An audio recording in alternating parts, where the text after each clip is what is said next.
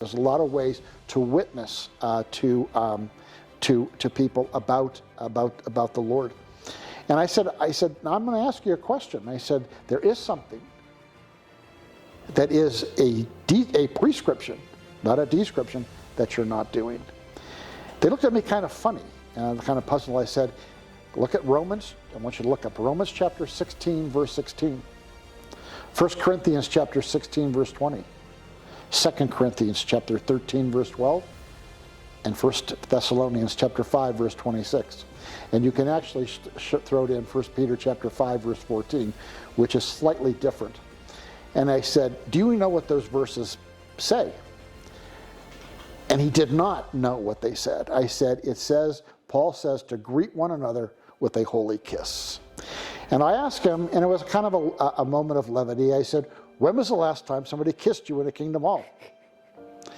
And of course he laughed, and he had to admit that he's never been kissed by a Kingdom Hall. But it drew the contrast between him telling me that going house to house, which is more simply, that's going door to door. Now you can go from one house in one location, and you can go across the town to another house, and you are going house to house preaching the gospel, which is a different concept than going door to door, covering every door in the neighborhood. Now that's fair, they may have happened, but that's not necessarily what house to house means, although that's how they interpret it. But when you get into this, that is not the only form of evangelism, although they believe that that's the most robust.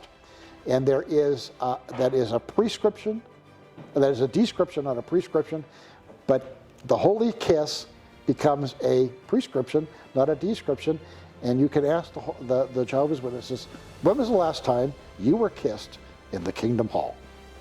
I remember when we went and we're talking to the Jehovah's Witnesses here in Utah, I remember the question we asked them, you guys believe in going door to door and talking to people, what are you doing to reach these Hare Krishnas right across the street from your Kingdom Hall?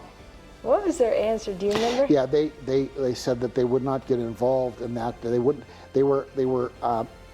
not at all impressed with the Hare Krishnas, and they stayed away. Even though in Acts chapter 5, verse 42, it says that daily in the temple, they preached the Lord Jesus Christ.